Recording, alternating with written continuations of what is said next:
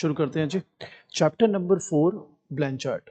Chapter का नाम है बेटा फाइनेंशियल मार्केट्स। ठीक है, काफी इंपॉर्टेंट रहने वाला है ये चैप्टर, ध्यान देंगे सब लोग। सबसे पहले जो हमारा टॉपिक है that's called demand for money.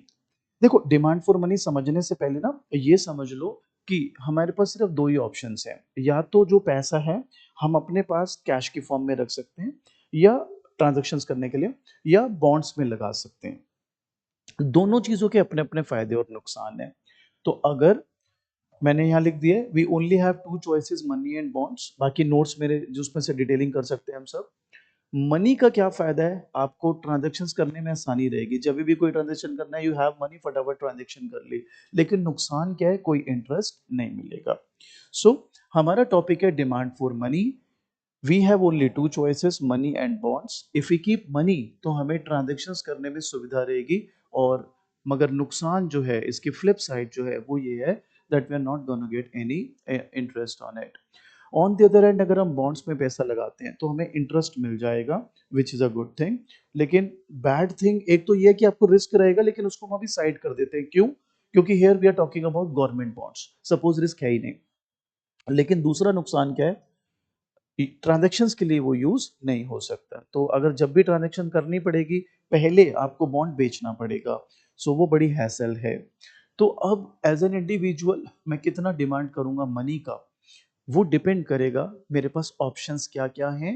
In this example of ours we are assuming that either we can keep money in the form of cash with ourselves to do transactions, or we can have that money in bonds। obviously वो हमें interest दे देगा। सो अगर हम money की form में अपने पास रखें तो ट्रांजेक्शन्स करने में सुविधा, लेकिन इंटरेस्ट नहीं मिल रहा। बॉन्ड्स में पैसा लगाते हैं तो इंटरेस्ट मिल रहा है, लेकिन आपको जो ट्रांजेक्शन्स करने की सुविधा है वो प्राप्त नहीं होती। अब कहता है कि आप कितना पैसा अपने पास रखोगे और कितना पैसा बॉन्ड्स में लगाओगे, ये कैसे डिसाइड हो। बहुत सारे फैक्टर्स हैं जो इसको डिसाइड कर सकते हैं, लेकिन अभी आपका बेसिक मॉडल है, इसलिए हम बेसिक फैक्टर्स पर ही बात करेंगे। पहला है लेवल ऑफ ट्रांजैक्शंस। आप बताओ राजा, अगर ट्रांजैक्शंस बहुत ज्यादा कर रहे हो आप, तो आप अपने पास ज्यादा मनी रखोगे कि बॉन्ड्स में पैसे लगा दोगे? अपने बहुत ज़्यादा रखोगे। और अगर आपकी ट्रांजैक्शंस कम हैं तो फिर आप आपके बॉन्ड्स में ज़्यादा पैसे लगा सकते हो, and you can do away और other you can easily manage with less amount of money जो आपके पास हो। दूसरा है बेटा इंटरेस्ट रेट ऑन बॉन्ड्स। मेरा बच्चा एक बात बताओ, अगर बॉन्ड्स पे बड़ा अच्छा इंटरेस्ट मिल रहा है तो आप बॉन्ड्स में पैसा लगाना पसंद करोगे, या would you rather want to keep money with you? Bonds में पैसा लगाओगे। तो अगर बॉन्ड्स का इंटरेस्ट अच्छा मिल रहा है तो मैं बॉन्ड्स में ज़्यादा पैसे लगा दूंगा, अपने पास ज़्यादा पैसा नहीं रखूंगा। सो हम ये नहीं कह रहे कि यही दो फैक्टर्स हैं जो टोटली डिसाइड करेंगे आप कितनी मनी रखने वाले हो और कितने बॉन्ड्स रखने वाले हो। ये मैं इसलिए कह रहा हूँ, कल को आगे ना एक पेपर आएगा मनी एंड फाइनेंशियल मार्केट, तो उसमें आपको इसके डेरिवेटिव्स बहुत सारे अलग अलग फैक्टर्स भी सिखाऊंगा। लेकिन अभी for the start, for basic knowledge, we can safely say कि ये ही दो मेजर फैक्टर्स हैं जो डिसाइड करेंगे कि एज एन इंडिविजुअल आप कितनी मनी डिमांड करने वाले हैं। सो लेवल ऑफ ट्रांजैक्शंस पर डिपेंड करेगा, एंड ऑब्वियसली डिपेंड करेगा इंटरेस्ट रेट ऑन बॉन्ड्स। देखिए, आप अगर रीडिंग्स पढ़ेंगे या मेरे नोट्स पढ़ेंगे फॉर दैट मैटर, कई जगह पर ना बॉन्ड्स की जगह वो लिखेगा मनी मार्केट फंड्स। आपने कंफ्यूज नहीं होना, एक्चुअल इसका नाम मनी मार्केट फंड्स नहीं होता, इसका नाम होता है मनी मार्केट म्यूचुअल फंड्स। हम यूएसए के रीडिंग्स की बात कर रहे हैं तो यूएसए की परिभाषा से हम चलेंगे। जो हिंदुस्तान में हमारे बच्चे देख रहे हैं वो पता है क्या सोचते हैं, उन्होंने जिनका भी कॉमर्स था स्पेशली, उनके दिमाग में फट से आ जाता है मनी मार्केट मैंने करा हुआ है ट्वेल्थ में, 1 ईयर वाले तो को तो है मनी मार्केट, उसके ऊपर हो तो capital market. Yes, some of that criteria is also here, लेकिन आप यहाँ इंडिया के पर्सपेक्टिव से नहीं कर रहे हैं, यूएसए के पर्सपेक्टिव से कर रहे हैं। वहां पर इनको बोला जाता है money market mutual funds, and these are primarily issued by government. और इसीलिए बेटा हमने बॉन्ड में कोई रिस्क वाला नेगेटिव फैक्टर लिया नहीं, बिकॉज वी आर एज्यूमिंग कि अगर गवर्नमेंट के बॉन्ड्स हैं तो इस पर रिस्क तो नहीं होगा। अब बात करते हैं deriving the demand for money. तो यहां से बेसिकली खेल अब शुरू होगा आपका कि मनी कैसे डिराइव की जाती है। तो we have got an expression here, M D is equal to dollar Y L I. इसका क्या मायने हैं? देखिए, डॉलर वाई हो गया आपका नॉमिनल इनकम, आई हो गया इंटरेस्ट रेट, एल हो गया पॉजिटिव कांस्टेंट। बच्चा कहते हैं इस एक्सप्रेशन का मतलब क्या है? मैं दो तरीके से आपको इसका एक्सप्रेशन सिखाता हूँ, इसका मतलब सिखाता हूँ इस एक्सप्रेशन का। एक तो जो ये लिख रहा है इसके हिसाब से, एक फिर रियल लाइफ में लॉजिकली। अगर मैं सिर्फ इसके हिसाब से देखूं, डोंट यू थिंक, सिर्फ अगर मैं इस पे फोकस करूं कि मेरी नॉमिनल इनकम अगर बढ़ रही है तो एमडी बढ़ रहा है, इसलिए डायरेक्ट रिलेशन मैंने बना दिया। और ना सिर्फ डायरेक्ट, बल्कि मैं तो बोलूंगा प्रोपोर्शनल रिलेशन है। अगर ये 10% बढ़ेगा तो ये भी 10% बढ़ेगा, if I just look at the expression given to me. ठीक है। अब अगर मैं इसके साथ देखूं तो मैंने आई के बिनेथ नेगेटिव साइन लगाया, यानी रेट ऑफ इंटरेस्ट गिरेगा तो एमडी बढ़ जाएगी, रेट ऑफ इंटरेस्ट बढ़ेगा तो एमडी कम हो जाएगी। तो बच्चा कहता है जो आप कह रहे थे रियल लाइफ में इसका क्या यूज है वो बताओ, और आपने एल तो बताया ही नहीं। आपने बड़े चालाक को, आपने वाई को तो रिलेट कर दिया, आई को तो रिलेट कर दिया, एल को कौन रिलेट करेगा, एल क्या वो भी बताओ। मैं सब बताता हूँ, मैं रियल उसके हिसाब से आपको बताता हूँ। आप ये बताइए मेरा बच्चा, यहाँ पर मनी की डिमांड का मतलब क्या है। यहाँ पर मनी की डिमांड का बेसिक मतलब है how much money you are going to keep with yourself for transactions. ठीक है। अब वो किस किस बात पर डिपेंड कर रही है कि आप कितना पैसा अपने पास रखोगे फॉर ट्रांजेक्शन्स। आई थिंक ये बहुत हद तक इस बात पर डिपेंड करेगा आपकी इनकम कितनी है।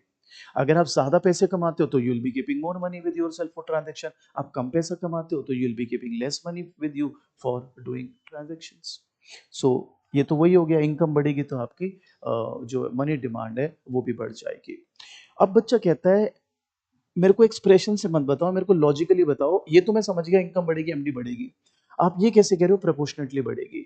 यहां पर हम ये मानते हैं कि आपने ना एक सर्टेन परसेंटेज दिमाग में रखा हुआ है कि मैं आपकी अपनी इनकम का सपोज 70% रखूंगा एमडी और डिमांड, मनी डिमांड। अगर 100 रुपए कमाते हो तो कितने रखोगे, 70। अब 200 हो गए तो कितने रखोगे, 140। तो इसलिए वो सेम प्रोपोर्शन है। बच्चा कहता है वो कैसे आप कह रहे हो कि ये सेम रखेगा, क्योंकि आपको पता है आपकी कंजम्पशन हैबिट्स क्या हैं, कंजम्पशन पैटर्न क्या है, और वो मोर और लेस सेम ही रहती हैं। फॉर एग्जांपल एक महीने को, 1 तारीख को आपको सैलरी मिलती है, 2 तारीख को आप फोन का बिल चुकाते हो, 3 तारीख को बिजली का बिल चुकाते हो, 4 तारीख को रेंट देते हैं, सो ऑन, 5 तारीख को राशन भरते हो। तो it is not unsafe to assume कि आप एक पर्टिकुलर प्रपोर्शन ही अपने पास इनकम का रखते हैं। दूसरा आता है सवाल कि ये एल बताया नहीं आपने, एल बता रहा हूँ उससे पहले आई की बात कर लेते हैं। ये बताओ, सोच के बताना, अभी अभी आपने मेरे को बोला था ना कि अगर बॉन्ड पे इंटरेस्ट रेट ज्यादा होगा तो आप बॉन्ड में ही पैसे लगाओगे, तो फिर मनी की डिमांड क्या हो जाएगी, कम। और अगर रेट ऑफ इंटरेस्ट कम मिलेगा, ये बॉन्ड का इंटरेस्ट है, तो फिर आप ज्यादा रखोगे। अब ये एल क्या है, ये एल है पॉजिटिव कांस्टेंट। एल बेसिकली बताता है कि इनवर्स रिलेशन तो है, रेट ऑफ इंटरेस्ट बढ़ेगा तो will keep less money, rate of interest कम होगा तो will keep more money. But वो एल पर डिपेंड करेगा, कितना ज्यादा या कितना कम। अगर एल लार्ज है तो जरा से ही ब्याज कम होगा, बहुत ज्यादा मनी डिमांड अपने रखना शुरू कर दोगे। एल की वैल्यू कम है तो फिर आप, अगर बहुत ब्याज कम भी हो जाएगा तब भी आप ज्यादा पैसा मनी डिमांड के फॉर्म में नहीं रखोगे। ठीक है जी। अब हम इसकी बात करते हैं डायग्रामेटिकली। सो डायग्रामेटिकली अगर मैं इसकी बात करूं तो मैं यहां बना के आपको देता हूं 2 पैनल्स। देखिए यहां पर है एमडी, यहां पर है रेट ऑफ इंटरेस्ट, एमडी और रेट ऑफ इंटरेस्ट। ये एमडी डाउनवर्ड स्लोपिंग, ये एमडी डाउनवर्ड स्लोपिंग। बच्चा कहता है डाउनवर्ड स्लोपिंग क्यों बना रहे हैं आप खुद बताइए। अभी अभी आपने मुझे बताया if rate of interest falls, MD बढ़ जाती है, तो इनवर्स रिलेशन। अब ये दूसरा पैनल क्या बताता है, सपोज इस रेट ऑफ इंटरेस्ट पर आप इतनी मनी डिमांड कर रहे थे, मैं कलर चेंज कर देता हूं। आप मुझे बताइए अगर इनकम बढ़ जाए, यहां पर वही डॉलर वाई बढ़ जाए, तो मेरे हिसाब से ये राइटवर्ड शिफ्ट हो जाएगा, क्योंकि सेम पर ही अब आप ज्यादा वो करोगे। ठीक है, इसको ऐसे भी दिखा सकते हो, उसको ऐसे भी दिखा सकते हो।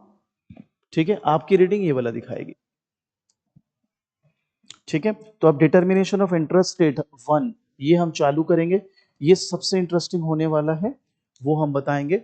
और कुछ बच्चे कहते हैं कि भाई ये भी दिखा दो, ये भी बता दो, ये तो हमारी रीडिंग दिखाती है। ये मैं आपको बताऊंगा थोड़ी देर बाद, जब आप इस चैप्टर के एंड पर आओगे। हालांकि आपकी रीडिंग बिल्कुल ही नहीं बताएगी, बट फिर भी हम इस पर भी बात कर सकते हैं। यहां तक कोई डाउट? एक बार क्विक रिव्यू ले लेते हैं। Demand for money. So only two choices we have. Either we can keep our money in the form of cash or in bonds. अगर हम मनी की फॉर्म में रखते हैं तो ट्रांजैक्शन करने में सुविधा, मगर इंटरेस्ट नहीं मिलेगा। बॉन्ड्स की फॉर्म में रखते हैं तो इंटरेस्ट मिलेगा लेकिन ट्रांजैक्शन नहीं हो पाएंगी। दोनों चीजें कि कितना हम मनी रखेंगे, कितना बॉन्ड्स पे पैसा लगाएंगे, वो डिपेंड करेगा। एक तो लेवल ऑफ ट्रांजैक्शन हमारी कितनी है। सो इफ ट्रांजैक्शन हमारी ज्यादा है तो will be keeping more money with our self, और अगर बॉन्ड्स पे मुझे अच्छा इंटरेस्ट मिल रहा है तो I keep less money with me. Deriving the demand for money, ये हमने एक एक्सप्रेशन ले लिया जिसके बारे में भी बात करिए। अब बात करते हैं determination of interest rate one. देखिए आपके सिलेबस में दो टाइप के डिटर्मिनेशन ऑफ इंटरेस्ट रेट हैं, एक नंबर वन, एक नंबर टू, दोनों ही इस चैप्टर में आप करेंगे। मैं आपको बता दूं, अगर पेपर में मेंशन ना हो नंबर टू की कुछ क्या बोलते हैं, कुछ उसकी खासियत होंगी, कुछ उसकी पहचान होगी, तो जब तक वो नहीं करना। अगर सिंपल कुछ बोल नहीं रहा वो एक्स्ट्रा, तो आपने determination of interest rate one ही करना है। अब दोनों में फर्क क्या है मैं बता देता हूँ। देखो दो टाइप की मनी होती है रियल वर्ल्ड में, checkable deposit and currency. Checkable deposit क्या है, वही बैंक में आपके जो पैसे पड़े हुए हैं सेविंग अकाउंट में, करंट अकाउंट में, और आपको कुछ बाय करना है तो आप उसके चेक वगैरह ऑनलाइन पेमेंट के थ्रू भी कर सकते हैं, और एक ऑब्वियसली करेंसी के थ्रू कर सकते हैं। तो अभी जो हम determination of interest rate part one करेंगे वो है with only currency, with only currency. लेकिन जब हम इंटरेस्ट रेट पार्ट टू करेंगे, determination of interest rate part two, then we will include checkable deposit also. ठीक है, तो यहां तक अगर क्लियर है तो आगे बढ़े बेटा। आइए अब बात करते हैं मनी मार्केट की। देखो मेरे बच्चों, मनी मार्केट, ठीक है, इक्विलिब्रियम कहाँ होता है, where demand is equal to supply. यहां पर हो जाएगा where MD is equal to MS. MD को एमएस के बराबर कहना है। यहां पर ना आपकी रीडिंग एमएस को एम बोलती है, क्या बोलती है, एम। तो क्या मैं, अगर आप परमिट करें तो लिख सकता हूं M is equal to dollar by L I my, because मैंने जस्ट रिप्लेस कर दिया उसको। डायग्रामेटिकली मेरे बच्चे, ये है एमडी, ये है एमएस। तो बच्चा कहता है आपने वर्टिकल एमएस क्यों बना दिया, मैं बिल्कुल सिखाऊंगा आपको वर्टिकल क्यों बना दिया, एंड दैट्स आई। तो किताब तो आपकी कुछ नहीं बोलती इस बारे में, मैं दिखा देता हूं आपको, लेकिन अगर आप लॉजिक जानने के इच्छुक हैं तो आपको मजा आएगा। आप देख लो, यहाँ पे सिर्फ मनी सप्लाई बना के दिखा दिया vertical, and if even if you want कि भाई ये कांस्टेंट क्यों है, कांस्टेंट क्यों है, ये वर्टिकल क्यों है, मुझे तो कुछ भी नहीं दिख रहा है इसमें। सिर्फ एमएस एमडी की इक्वेशन आपस में इक्वेट करके रख दी है। So I really don't think so कि ये कुछ एक्सप्लेन कर पा रहा है कि एमएस कर वर्टिकल क्यों है। मैं आपको सिखाता हूँ। देखिए एमएस क्या, मनी सप्लाई। यहाँ पे ना नॉमिनल मनी सप्लाई की बात हो रही है, किसकी बात हो रही है, नॉमिनल मनी सप्लाई। एक बात बताओ, मैं से अलग से यहाँ पे बना देता हूँ सिर्फ एमएस के लिए। ये एमएस कर्व है। बेसिकली वर्टिकल का मतलब पता है क्या है, रेट ऑफ इंटरेस्ट भले चेंज हो जाए ये सेम रहेगी क्वांटिटी। तो बच्चा कहता है ये प्रूफ कौन करेगा कि ये ऐसा क्यों है, ये लॉजिक बताओ। मैं बताता हूँ। सपोज हाउस होल्ड के पास 100 रुपए थे और फर्म्स के पास 200 रुपए थे, और गवर्नमेंट के पास, गवर्नमेंट को हटा देता हूँ चलो, तो अब बताओ टोटल मनी सप्लाई कितनी हो गई, 300।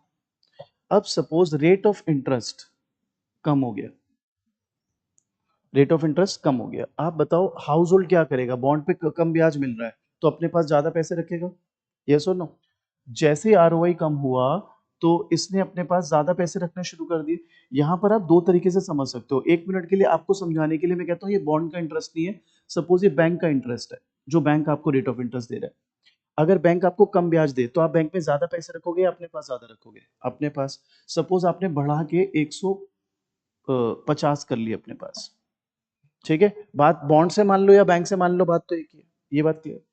अब मुझे बताओ इसके पास कितने आ गए हैं, 150। लॉजिकली सोचो फर्म के पास अब क्या होएगा, फर्म के पास जो मनी है वो कितनी बचेगी, टोटल तो 300 थे, फर्म के पास बचेंगे कितने, 150। फर्म के 50 कम हो गए।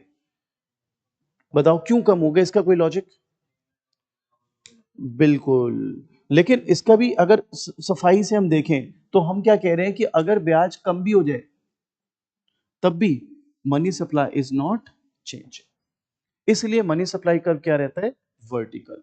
तो मैं इसको समझा देता हूँ, क्योंकि हमारी वार्तालाप हुई तो शायद ज्यादा को समझ नहीं आया होगा। मैं आपको एक एग्जांपल से बताता हूँ कि क्यों ये money supply will remain same. मैं कहता हूँ ब्याज कम हुआ, जैसे ही ब्याज कम हुआ हाउस होल्ड ने अपना पैसा जो है ज्यादा अपने पास ही रखना शुरू कर दिया। कि यार निकाल लेते हैं। आप बताइए इन्होंने कहाँ से पैसा निकाला होगा? बैंक से पैसा निकाला होगा। पहले बैंक में रखा होगा पैसा 50 रुपए, वो बैंक से विड्रॉ कर लिया। बात को समझना। अब बैंक के पास देने के लिए कितना बचा? सपोज ये बैंक बैंक बोल देता हूँ, बैंक से फर्म को ही जाता है, तो कईयों को कंफ्यूजन होते हैं ना कि क्या है। तो अब बैंक के पास पहले कितने पैसे थे? 200, और इसके पास कितने थे? 100। ब्याज कम हुआ, इसने बैंक से विड्रॉ करके 50 अपने पास कितने कर लिए? 150। और बैंक के पास अब लेंड करने के लिए कितने बचे? 150। तो अगर बैंक के पास लेंड करने के लिए 150 बचे हैं, जो कि वो ऑब्वियसली फर्म्स को देगा, आप बताइए 150 प्लस 150 भी 300 था, और 100 प्लस 200 भी 300। सो अगर ब्याज चेंज हो भी जाए मेरा बेटा, money will change hands, but the overall stock of money, quantity of money, that's just not gonna change. Clear? बोलिए बच्चों, क्लियर सबको? यस गाइस, आगे बढ़े। चलिए, अब हम आपसे बात करते हैं इनके कुछ एप्लीकेशंस की। ये एप्लीकेशंस काफी इंटरेस्टिंग है, आपको बड़ा मजा आएगा इनको समझने में। ये है एमएस, ये है एमडी, ये है एमएस, ये है एमडी, और ये है आई, ये है क्यू, ये है आई, ये है क्यू, और ये है ई। That's equilibrium basically. ठीक है, आइए नोटिस करना कुछ बात को। अब मैं आपसे कहता हूं कि अगर पेपर में आ जाए कि आपका इनकम बढ़ गया, उसका इफेक्ट बताओ। अब पीछे चलो, आप याद करो, इनकम बढ़ रहा था तो कौन सा कर्व शिफ्ट हो रहा था? एमडी। तो आपने एमडी कर्व राइटवर्ड शिफ्ट कर देना। जो ही एमडी कर्व राइटवर्ड शिफ्ट हुआ तो आई बढ़ जाएगा, इक्विलिब्रियम नया ये हो जाएगा। क्लियर ये बात? श्योर हो? पक्की बात? और जो मैं कह रहा था ना बाद में बताऊंगा इस बारे में, वो ये आप देखो ब्याज बढ़ा। ठीक है, अब जो दूसरा केस है वो है मनी सप्लाई बढ़ गई। अगर इकोनॉमी में मनी सप्लाई बढ़ा दी, ऑब्वियसली मॉनेटरी पॉलिसी लगाई, एक्सपेंशनरी मॉनेटरी पॉलिसी लगाई, आपके सेंट्रल बैंक ने मनी सप्लाई बढ़ा दी। जो ही मनी सप्लाई बढ़ेगा तो रेट ऑफ इंटरेस्ट कम हो जाएगा। ठीक है, ये है आपका ये वाला इफेक्ट कि मनी सप्लाई बढ़ाओगे तो रेट ऑफ इंटरेस्ट कम हो जाएगा। ये मेरे नोट्स में से भी कर सकते हो, रीडिंग्स में से भी कर सकते हो। अब एक चीज पर मैं अटैक कर रहा हूं जिसमें ना आपके पेपर में एग्जाम में वो क्वेश्चन दे सकता है, लेकिन आपकी रीडिंग इसके बारे में बिल्कुल टाइट लिप्ड है, तो बिल्कुल ही जीरो, कुछ बताते ही नहीं, लेकिन आपको वो समझना पड़ेगा, कल को पेपर में आ जाए तो आपको परेशानी ना हो। यहां तक समझ आ गई बात? आपने पिछले चैप्टर में मेरे साथ एक टॉपिक किया था, Fisher's theory, remember? Fisher's theory. तो एक बात बताओ, जब फिशर्स थ्योरी तुम पढ़ रहे थे, एक मिनट में बोर्ड को कवर कर लो जी, एक मिनट बेटा बस। तो जब आप फिशर्स की थ्योरी पढ़ रहे थे तो आपने क्या पढ़ा था? आपने पढ़ा था फिशर की थ्योरी में, अब यहां लिख देता हूं, फिशर की थ्योरी में m into V is equal to P into Y, इसको कांस्टेंट मान लिया था। आपने बोला था m बढ़ेगा तो p बढ़ेगा, p माने इन्फ्लेशन, यस और नो? और फिर मैंने आपको लास्ट क्लास सिखाया था फिशर्स इफेक्ट भी, फिशर्स इफेक्ट। फिशर्स इफेक्ट मैंने क्या सिखाया था कि r जो होता है वो होता है i माइनस पाई रियल, और i क्या हो जाता है? r plus pi. तो मेरे को एक बात बताओ, अगर तुम कहते हो मनी सप्लाई बढ़ेगा तो इन्फ्लेशन बढ़ेगा, इन्फ्लेशन बढ़ेगा तो फिर i भी तो बढ़ जाएगा, यस और नो? ये दिमाग घुमा सकता है अगर कोई बच्चा ढंग से मैक्रो को पढ़ने की कोशिश करे तो। आप और यहाँ पर पंगा क्या है, आपने ये मेरे को बताया था कि मनी सप्लाई अगर 2% बढ़ेगा तो इन्फ्लेशन भी 2% बढ़ेगा, और फिर आई भी 2% बढ़ेगा। तो बच्चा कहता है उसमें दिक्कत क्या है? आपने सिखा दिया था फिशर इफेक्ट, हमको आता है। भाई दिक्कत बहुत जबरदस्त आने वाली है। सर क्या? यहाँ पे आपको क्या कंक्लूजन दिया जा रहा है कि मनी सप्लाई बढ़ेगी तो रेट ऑफ इंटरेस्ट बढ़ेगा, यहाँ तो कम हो रहा है। ये कल को फंसा सकता है आपको पेपर में, क्वेश्चन बोल दे फिशर हाइपोथेसिस के हिसाब से तो मनी सप्लाई बढ़ने पे इंटरेस्ट बढ़ता है, लेकिन जब हम डायग्रामेटिकली देखते हैं मनी सप्लाई बढ़ रहा है तो फिर ये कम हो रहा है इंटरेस्ट, ये तो फिर उल्टा चल रहा है मामला। उल्टा नहीं है बेटा, आइए समझाते हैं। ये शॉर्ट रन होता है, ये लॉन्ग रन होता है। तो बच्चा कहता है अच्छा आपने बोल दिया ये शॉर्ट रन होता है लॉन्ग रन होता है, मैं मान लूं। भाई साहब मेरे को प्रूव करके दो, ऐसे कैसे मैं मान लूं? जायज बात है भाई, प्रूफ तो करना ही चाहिए। तो मैं आपको प्रूफ करके इसको थोड़े से मिटा देता हूं, ठीक है? फोटो तो नहीं खींचनी? खींच लो खींच लो। ये आपको किसी रीडिंग में नहीं मिलेगा, और आई रियली डोंट थिंक सो आपको कॉलेज में बताएंगे भी, लेकिन मैक्रो अगर ढंग से पढ़नी है तो ये सारी चीजों का ध्यान रखना पड़ेगा। चलो बेटा, ये ना ऐसे होता है, यहां लिया जाता है टाइम पीरियड, इसको फिशर हाइपोथेसिस कहते हैं। यहां लिया जाता है रेट ऑफ इंटरेस्ट। ये एक रेट ऑफ इंटरेस्ट था सपोज 10%, ठीक है। शुरू में जब मनी सप्लाई बढ़ाओगे आप, तो ये डिप कर जाएगा rate of interest, just like that. Over a period of time it starts rising rising rising rising rising rising rising, और ये इतना राइज करेगा। बच्चा कहता है जी इतना क्यों राइज किया? मैं उस एग्जाम्पल से जा रहा हूँ, 2% मनी सप्लाई बढ़ाई थी ना, अल्टीमेटली आई 2% बढ़कर 12% हो जाएगा। अब बच्चा कहता है ये तो कुछ भी आप चित्र बना लो, आपने समझाया थोड़ा ना है कुछ, ये हुआ कैसे, ये कौन बताएगा? बिल्कुल बताते हैं, ये ऐसा क्यों हुआ। देखो बेटा, जब मनी सप्लाई बढ़ती है आरओआई गिरता है, नो डाउट। जैसे ही आरओआई गिरेगा तो इन्वेस्टमेंट बढ़ेगी, लोग ज्यादा बोरो करेंगे। ना सिर्फ इन्वेस्टमेंट बढ़ेगी, मैं तो कहता हूँ कंजम्पशन भी बढ़ेगी, क्योंकि ब्याज कम हो गया तो लोग भी पुल आउट कर लेंगे अपनी मनी और कंजम्पशन में लगाएंगे। आपको पता है since AD is equal to C plus I, अगर टू सेक्टर की बात भी हो रही है तो सी भी बढ़ रहा है, आई भी बढ़ रहा है, तो डोंट यू थिंक आपका एडी बढ़ जाएगा?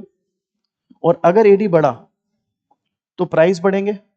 अब यहां पर नोटिस करना है, अगर तो आपको एलएम रिलेशन आता है, जो आप आगे लास्ट यूनिट पे सीखेंगे आईएस एलएम, तो मैं उस तरीके से भी सिखाता हूं। और अगर आपको एलएम रिलेशन नहीं आता, कोई बात नहीं, मैं आपको बेसिक तरीके से भी सिखाता हूं।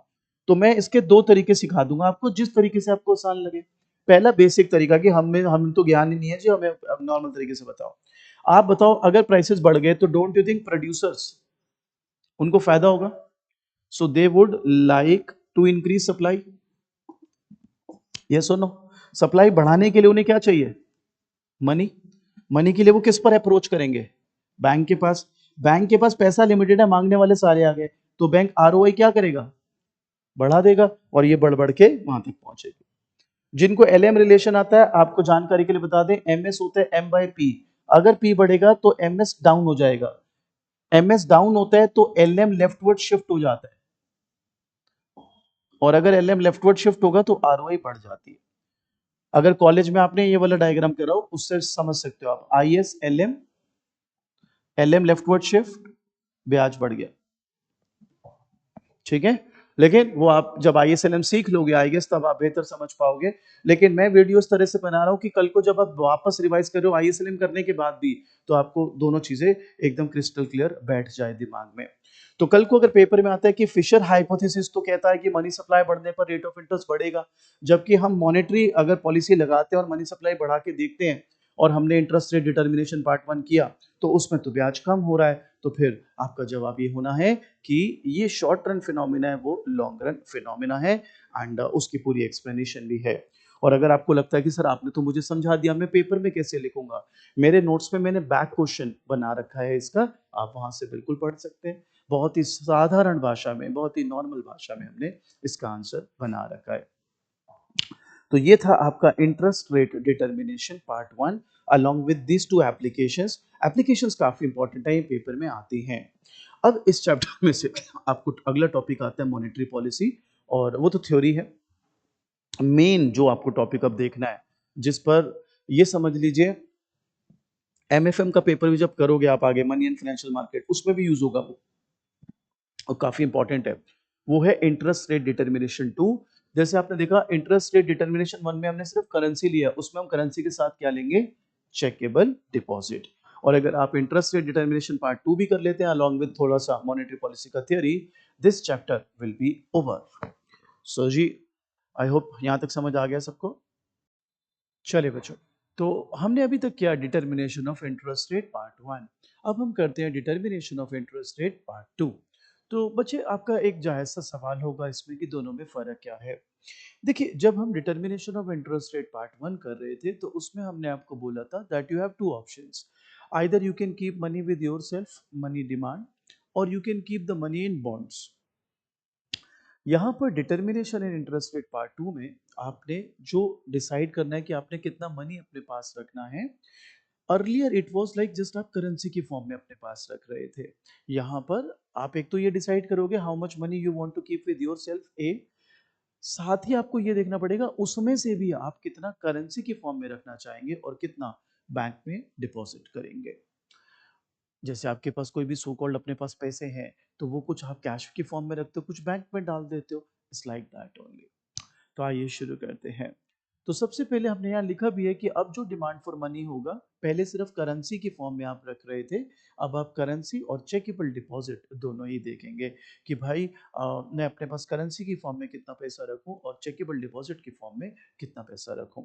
व्हेन आई से checkable deposit, it could be saving account, current account. आजकल ऑनलाइन का जमाना है, तो ऑनलाइन भी जो आप पेमेंट निकाल सको, विड्रॉ कर सको। तो 4.3 इक्वेशन तो आप देखो वही है, M D is equal to dollar by L I, जो मैंने determination of interest rate part 1 में आपके साथ अच्छे से तफसील से डिस्कस किया। अब हम कुछ आगे पॉइंट्स लिखते हैं। Let's assume people hold a fix proportion of their money in currency.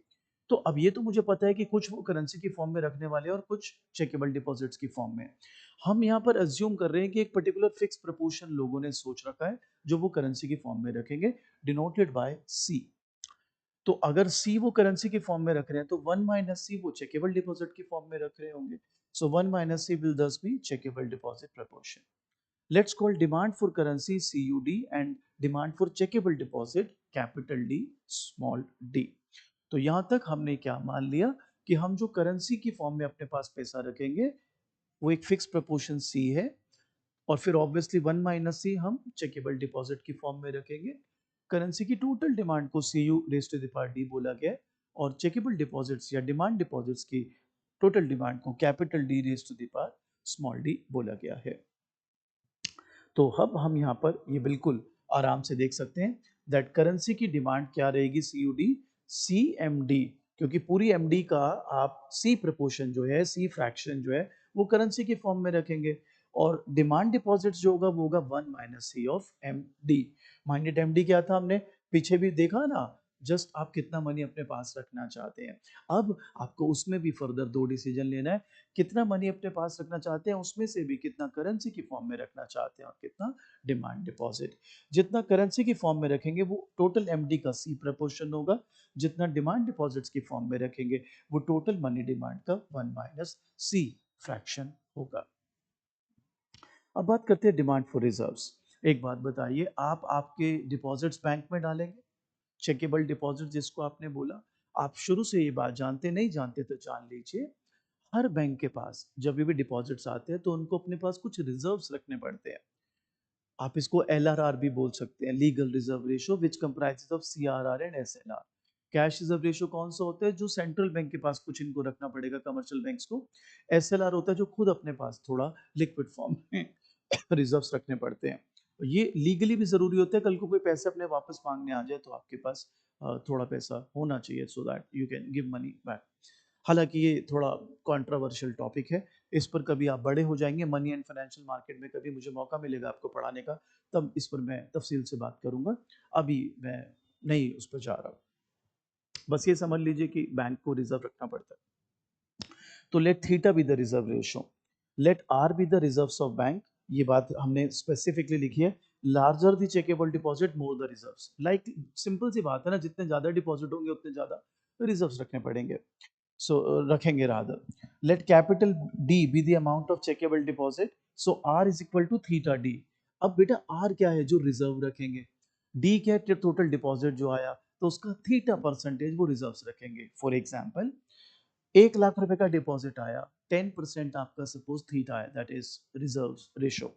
तो 10% of 1 lakh is 10,000, that is the amount of reserves the bank needs to keep। Combining equation 4.5 and 4.6, that is this and this one and this one। I think I don't see any problem in this। मैं बताता हूँ क्यों मैं ऐसा कह रहा हूँ। R आपका ये था, ये जो सबस्क्रिप्ट D लगाया है तो ये बेसिकली डिमांड फॉर रिजर्व्स है, आप लगा भी सकते हैं ऐसे भी छोड़ सकते हैं, कोई फर्क नहीं है। R D is equal to theta 1 minus M D. बच्चा कहता है ये कैसे आया, मैं आपको बताता हूँ ना, आप बताइए खुद। आपने यहाँ पे डी डी क्या लिखा है, 1 माइनस सी एम डी, तो बस मैंने डी को 1 माइनस सी एम डी लिख दिया। नो रॉकेट साइंस बच्चा, नो रॉकेट साइंस। तो अब आपके दिमाग में एक सवाल आना चाहिए कि हम ये कर क्यों रहे हैं। मेरे बच्चों, हम जो अब कर रहे हैं इसको हम कहते हैं सेंट्रल बैंक मनी। ये इसके लिए सब कुछ हो रहा है मेरा बच्चा, सेंट्रल बैंक की मनी के लिए। So it says what, H D is equal to C U D plus R D. आपने ना जब छोटे बच्चे होंगे तो आपको आपके रिस्पेक्टेड टीचर ने एक टर्म पढ़ाई होगी, अगर नहीं पढ़ाई तो I am sorry, but usually 12th में पढ़ाते हैं, हाई पावर्ड मनी, एच से डिनोट करते थे, आप अपनी 12वीं की किताब में जाके देखना। तो उसी को सेंट्रल बैंक मनी कहते हैं। Basically central bank money comprises of currency component and the reserve component. ध्यान दो, ये आपको आपको टीचर ने कराया था। याद करो, जब आपको टीचर ने एक टॉपिक कराया होगा मनी सप्लाई और हाई पावर्ड मनी का डिफरेंस, कि दोनों में करेंसी कंपोनेंट कॉमन होते हैं, एक में डिमांड डिपॉजिट होता है, एक में रिजर्व्स होते हैं। नहीं करा तो कोई बात नहीं, कंफ्यूज मत हो, हुआ परेशान मत हो। यहाँ पे याद रख लो कि जो सेंट्रल बैंक की मनी डिमांड है, जिसको एच डिमांड इसलिए बोल रहे हैं, हाई पावर्ड मनी कहते हैं इसको, it comprises of two things, COD plus RD. तो सीओडी की जब मैं बात करता हूँ, it's basically currency component, and जो आरडी की हम बात करेंगे, दैट्स रिजर्व। 4.4 टू 4.7, तो ये रहा 4.4 और ये रहा 4.7। तो अब हमने कुछ भी नहीं करना, सीयूडी क्या था, सीएमडी लिख दिया, आरडी क्या था, थीटा वन माइनस सीएमडी हमने लिख दिया, और फिर कॉमन ले लिया बच्चा, C theta one minus C MD common. I have done nothing spectacular, CUD मैंने ये लिख दिया बच्चे, सीएमडी, ठीक है, आप देख सकते हैं, आरडी मैंने लिख दिया theta one minus CMD, and then common ले लिया। अब मेरा बच्चा लास्ट एमडी जो है, ये बिल्कुल स्टार्टिंग में चल मेरा बच्चा, एमडी क्या था, dollar Y L I, and that's just precisely I have written. तो बच्चा कहता है मेरे को पेपर में कैसे पता चलेगा ये वाला करना है, और इसमें क्या फर्क है, देखो as far as the diagram is concern, application is concern, कि मनी सप्लाई बढ़ जाएगी तो क्या होगा, इनकम बढ़ जाएगी तो क्या होगा, नो डिफरेंस। बस फर्क क्या है वो मैं बता देता हूँ, छोटा सा फर्क है। मनी सप्लाई को यहाँ एच बोला जाएगा और मनी डिमांड को एच डी बोला जाएगा, बस ये फर्क है, बाकी कोई फर्क नहीं है व्हाटसोएवर। तो मैं आपको आपकी रीडिंग के हिसाब से ना टॉपिक्स बता देता हूँ मेरा बच्चा। इस वीडियो में आपने कौन कौन से टॉपिक कर लिए हैं चैप्टर 4 के, तो मेरे हिसाब से चैप्टर 4 में 4.1 ये टॉपिक हो चुका है, it is demand for money, अभी हमने स्टार्टिंग इसी से किया था। इसके बाद है 4.2, that's determination of interest rate part 1, ये भी हमने अभी कर चुके हैं, एप्लीकेशंस भी की थी इसकी। इसके बाद 4.3 determination of interest rate part 2, अभी अभी मैंने ये आपके साथ यही सॉल्व कर रहा हूं। इसके बाद ना इसमें एक और टॉपिक है, छोटा सा है बट है, वो है 4.4, और वो है बेसिकली मनी मल्टीप्लायर, ठीक है। मनी मल्टीप्लायर आप मेरे नोट्स में से पढ़ सकते हैं, वो 12th में सबने किया हुआ है, तो मैं इस पर ज्यादा समय नहीं लगा रहा आपका, ये आप हमारे नोट्स में से पढ़ सकते हैं, रीडिंग्स में से भी पढ़ सकते हैं, नोट्स में से भी पढ़ सकते हैं। बाकी अगर कोई भी हेल्प चाहिए आपको, दिस इज माय नंबर। हमारी ऐप पे आपको बहुत सारे कोर्स मिल जाएगा, कुछ वीडियोस हम बस डालते हैं वाईटी पर, बाकी अगर पूरा सिलेबस, नोट्स, लाइव क्लासेस आपको चाहिए तो आप इस नंबर पर व्हाट्सएप कीजिए और will be helping you. I hope this video helps.